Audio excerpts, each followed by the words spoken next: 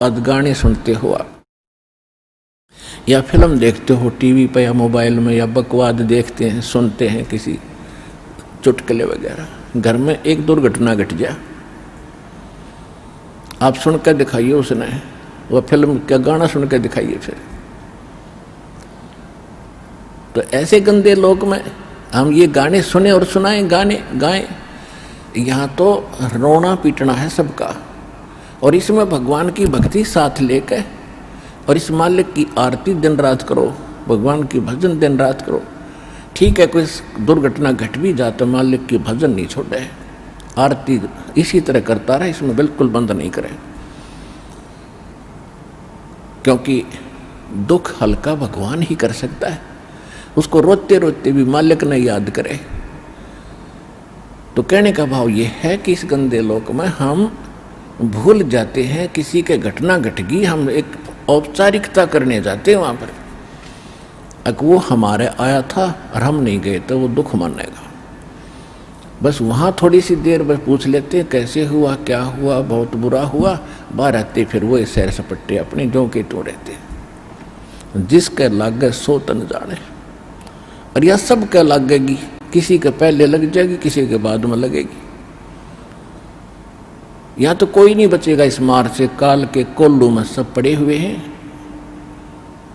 और एक दिन इसके पाठ के नीचे आपने आना पड़ेगा। परमात्मा कहते हैं चलती चक्की देख के और दिया कबीरा रो, और दो पाटन के बीच में साबत बचा ना कोई। चक्की के बीच में चक्की चल रही है पत्थर की, उसमें कणक डाली जा रही है। कहते दो पाटों के बीच में, इस काल और माया के बीच में आपको पीसा जा रहा है, इसमें साबित कोई नहीं बचेगा। फिर कहते हैं कि किले से लागा रहे ताका नाश न हो।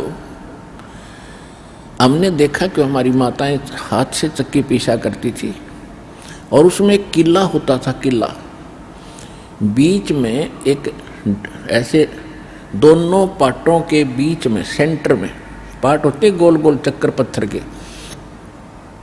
उसमें एक तो डंडा सा लगा होता था उसको घुमाने के लिए, और एक उनके सेंटर में एक सुराख सा होता था, उसमें एक लकड़ की ऐसे गोल सी लंबी लंबी सी एक लगी हुई थी गुटका सा, और उसके चारों तरफ उसके खाली स्थान होता था, उसको किला बोलते थे।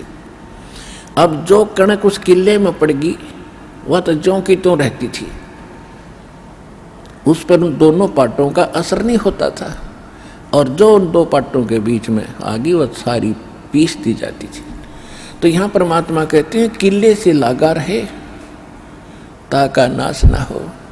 तो हम परमेश्वर कबीर जी के साथ लगेंगे, ये किला है इस काल के चक्की के बीच में, और जो परमात्मा के संपर्क में इसके निकट आ गया फिर काल के इस पत्थर यानी दोनों पाटों से बच गया। तो जो परमेश्वर कबीर जी की शरण में आप आ गए तो आप उस काल के कोल्लू से, उस